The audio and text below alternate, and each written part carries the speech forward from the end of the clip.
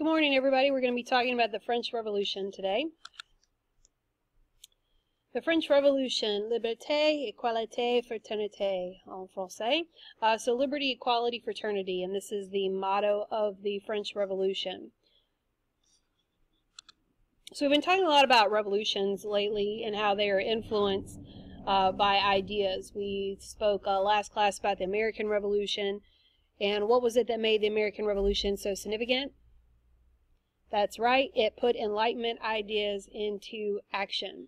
And so as we go back, we're thinking about how did the Enlightenment evolve and how did it affect the government, and that is because we've got the scientific revolution, which is questioning science. We're thinking that before we were based on superstition and belief, but now thinking is based on logic and reason. And remember that the Enlightenment is applying those ideas not only to science but also to government.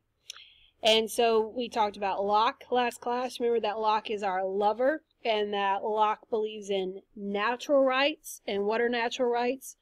Also called unalienable rights. Those are those rights of life, liberty, and property. And he believes that government's job is to protect those. Remember that Locke would prefer a democracy. Montesquieu, we believed in separation of powers. We could see that in our Constitution. Rousseau, who believed in social contract. Remember that if the social contract is broken, if the government is not respecting our rights, we have the right to rebel, to overthrow. And that's exactly what happened in the American Revolution. We can't forget Voltaire. Voltaire, who gives us a voice. Voltaire, who encouraged freedom of speech, freedom of religion, and separation of church and state. So it's important to keep these guys in mind and thinking how they inspired the Americans, because that's who's going to be inspiring the French. Okay, so important. Enlightenment ideas inspire both the American and the French revolutions.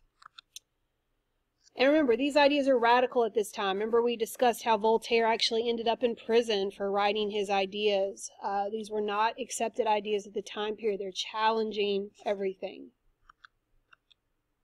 So again, the scientific revolution leads to new thinking, which leads to revolution because it's enlightenment. We see the Enlightenment ideas put into action. Remember, at any point that we are doing this presentation, you can pause if you need to. All right, we're going to start with little John Green. We're going to watch 3 parts about the French Revolution. Good morning, Hank. It's Friday. Today I share with you a story about guns, indoor tennis courts, guillotines, humorous outfits, and competing historical narratives. That's right, it's time to learn about the French Revolution. Okay, so quick background. This is France. France is in Europe. French people like to eat food. And one other thing, in the 18th century there was this movement called the Enlightenment, wherein people, including French people like Jean-Jacques Rousseau and Voltaire, were starting to argue that rational thought should be the source of truth and authority instead of the interpreted will of an omnipotent God. That was a slightly troubling thought to the French monarchy, which after all derived its authority and therefore its ability to purchase humorous outfits from the supposed will of that aforementioned omnipotent God. Okay, so it's 1789. The U.S. has just won its Revolutionary War, which by the way would have been impossible without the support of France. Meanwhile, France has racked up tremendous debt supporting the American Revolution and also fighting the 7 Years' War. Like, to give you a sense of France's debt, a lot of people in the U.S. worry about our national debt, but in 2009, the United States spent 5% of its federal budget servicing its debt. In 1789, France spent 50% of its federal budget servicing its debt. So France was completely broke, but the King of France, Louis XVI, was not broke, as evidenced by his well-fed physique and fancy footwear. Louis XVI and his wife Marie Antoinette had a pretty comfortable life in the rather nice palace at Versailles, which is the kind of thing that will annoy you if you are a peasant who is starving. As I mentioned earlier, French people, like a lot of people, enjoy eating. So in 1789, in addition to France's debt crisis, there was a famine. The price of bread rose 50% in 1 year, but wages didn't go up at all. So the peasants are hungry, the intellectuals are beginning to question whether power should be centered in the church and the monarchy, and the nobility is dithering about failing to make meaningful financial reform. So in May of 1789, Louis XVI, recognizing the crisis, calls the Convocation of the Estates General, a meeting of the 3 estates of France. The first estate is the clergy, the second estate the nobility, and the third estate everyone else, which is to say about 98% of the population. The third estate is paying all the taxes, producing all the wealth, fighting in all the wars. Meanwhile, the first estate, the clergy, pay absolutely nothing in taxes. I mean, they have to be celibate, but still, no taxes. And then the second estate, the nobility, spends most of each day playing an increasingly high-stakes game of who can develop the most humorous costume. So the third estate shows up with about 600 representatives. The first and second estates have about 300 representatives each. The third estate wants the representatives from all three estates to meet together in one assembly, which would basically become a governing parliament in which the third estate would have a very slight majority. But the first and second estate won't agree to this, so the third estate is like, fine, you don't want to come to our party? Forget you guys. We, the representatives of the third estate, are now the National Assembly of France. We are your parliament. This does not please King Louis XVI, so when the third estate people leave the room for a break, Louis XVI locks the doors and says, sorry, you can't go in there. And if you can't assemble, you can't be an assembly. At which point the third estate representatives were like, I think we may have a solution to this problem. The third estate representatives, surprisingly, are able to find a different room in France, an indoor tennis court at Versailles. And in that room, the new National Assembly swears the famous tennis court oath, in which they agree that they will not stop until they have written a French constitution. At this point, Louis XVI sees the writing on the wall, he backs down, he says, okay, you guys can be a National Assembly. But at the same time, Louis XVI is flooding the city of Paris with troops who are loyal to him. So people naturally start to think that Louis XVI might intend to destroy the National Assembly by force, at which point the revolutionaries get a bright idea. So on July 14, 1789, the revolutionaries stormed the Bastille prison, not so much because they wanted to free the 7 prisoners who remained there, but because they wanted guns. And there were a lot of them in the Bastille. And this marked a big turning point in the French Revolution. The governor of the Bastille negotiated a ceasefire which saved a lot of lives on both sides. And that would have been a great time for everyone to say, you know what, if we start shooting at each other, this is probably going to get worse. But instead, they killed the governor of the Bastille, decapitated him, put his head on a pike, and paraded it around. The next month, the National Assembly released the Declaration of the Rights of Man and of the Citizen, the French equivalent to the American Declaration of Independence. The Declaration declared that all men, sorry ladies, had the right to liberty, property, and security, rights that the French Revolution in the end would do an exceptionally poor job of protecting. Meanwhile, back at Versailles, Louis XVI was still King of France, and it was looking like France might be a constitutional monarchy, which might have meant that the royal family could hang on to their awesome house. But then, in October of 1789, a rumor started that Marie Antoinette was hoarding grain somewhere inside the palace. And in what became known as the Women's March, a bunch of armed peasant women stormed the palace and demanded that Louis and Marie Antoinette move from Versailles to Paris, which they did because everyone is afraid of armed peasant women. So between May and October of 1789, France went from a stable, if somewhat broke monarchy to a country where a bunch of armed peasant women could functionally put the king under house arrest. A country where no one quite knew who was running the show and everyone had guns. This problem will soon get better, and then worse, and then a little bit better, and then much worse, and then better, and then Napoleonically worse, so stay tuned for that next time. Hank, I look forward to you teaching me something on Monday. Okay, so John Green has really set it up well for us. Like, we're looking at the revolution here. You can see this political cartoon, one that we looked at in class not that long ago. This is representing our 3-estate system. So the estate system is existing in France. The first estate is the clergy. They're wealthy. They have no taxes. The second estate, wealthy, pay very few taxes. It was actually very easy for them to get out of paying taxes. Who? The third estate, this little old man here carrying everybody, is paying for everything. Part of the third estate was, this is a fancy French word, the bourgeoisie. And this is going to be a word that's important to us later on as well. But the bourgeoisie were the middle class. They're a new class. They are some wealthy, but they're paying a lot of taxes.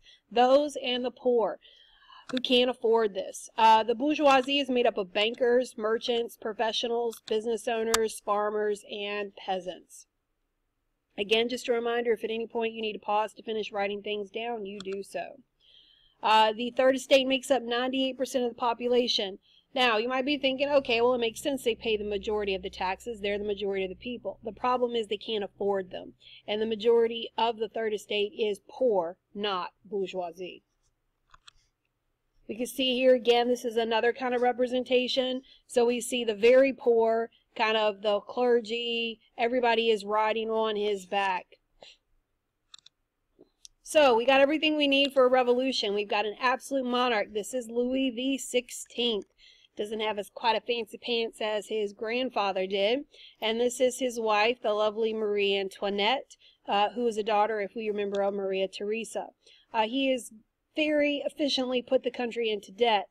His wife, he is very much in love with her, and she loved clothes and she loved jewelry, and he was happy to provide those things for her.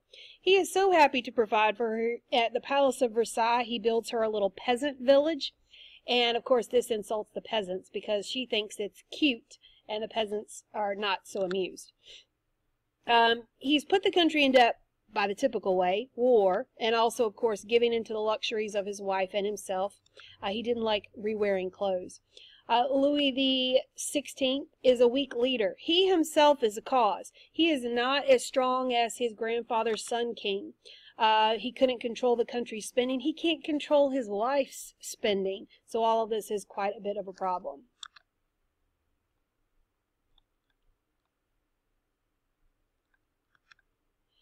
So we're looking at the causes of the French Revolution. We have the inequality among the class, the economic problems, specifically, as John Green mentioned, no bread. When people are hungry and they have inequality and their leaders stink, that is an ingredient for revolution. People can put up with a lot of stuff if they still have food, but once you take away the food, then we get into a big problem. And France had, in their defense, they had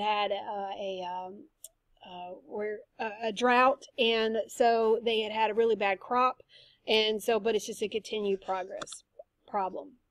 So Louis needs more money to fund all of his wars, and also to fund his wife's spending habits. So he puts more taxes now on the second estate. So they decide, well, you know what, let's meet. And they have a meeting of the Estates General, which is like Parliament, or like our Congress. And it's the first time they met in 200 years. So just like Charles I in England had called Parliament to get money, Louis, he's like, well, I don't know how I feel about all these estates coming together. Now here's the problem. Each estate only gets one vote. So the third estate, who's 98% of the population, only gets one vote. And who do you think Louis signs with? The first and second estate, of course. Well, the third estate is like, forget this. We are going to form a new government. We're 98% of the people, so we're going to form a new government. So they call themselves the National Assembly and declare that they are the government of France. Forget Louis. They get locked out of their meeting room by the king, like John Green told us. So they meet at a tennis court, and this is a photo here of the tennis court, and where they swore an oath. Basically, they swear that we will stay together, we will fight, and we will stay for it till a constitution is created. Some nobles and clergy joined from the first and second estate, but this is mostly the bourgeoisie. So rumors begin that the king is going to use the military against the National Assembly, and the citizens decide to arm themselves. And they decide to storm the Bastille. The Bastille is a prison, but there's a rumor that there are weapons stored there. In reality, there are very few weapons really there, and very few prisoners, but they pretty much kind of kill everybody. It gets ugly very quickly. The French Revolution is going to turn ugly much more than the American Revolution did. This is a very important date to note, though. The start of the French Revolution, you got to know this, is the storming of the Bastille.